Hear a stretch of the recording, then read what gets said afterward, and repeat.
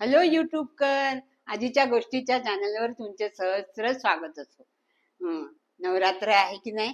मग नवरात्रामध्ये नवीन नवीन पदार्थ काहीतरी करायला मिळतात. तर आज मी वरीचा भात करणार आहे. त्याला सामू असंही म्हणतात.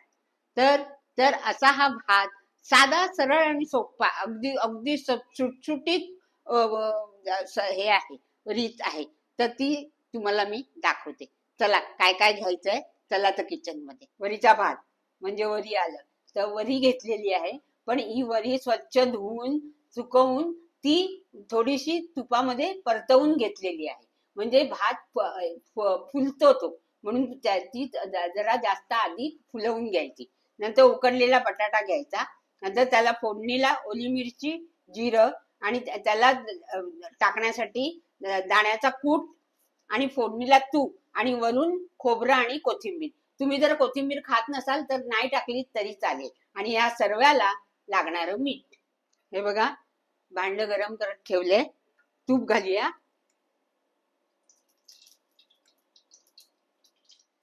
तापलं की जिरं फोडणीला घालूया. ओली मिरची झाली. आता वरी घालूया, कारण बटाटे आपण शिजवून घेतलेले आहेत. वरी घालूया. चांगली परतायची.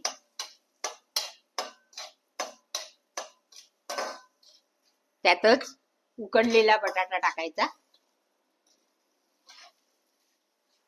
थोडं मीठ टाकायचं. शेंगदाण्याचा कूट,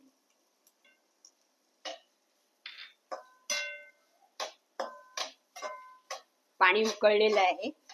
आणि आता यात पाणी घालूया. 1 वाटीला 3 वाट्या पाणी घेतलेलं आहे.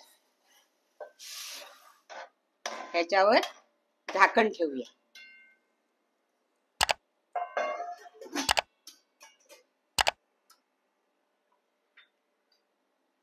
दहा मिनिटं शिजवायला लागेल. तर 10 मिनिटांनी आपण हे ताट काढूया. बघा, झालंय. छान फुललंय. त्याच्यात थोडीशी वरून कोथिंबीर घालूया. आता मी तुम्हाला प्लेटिंग करून दाखवते. छान झालंय.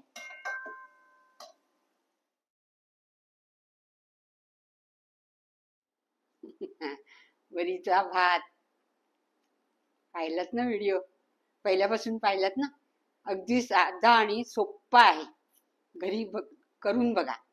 आणि माझ्या व्हिडिओला लाईक करा, शेअर करा आणि कमेंट्स करायला विसरू नका. बाय.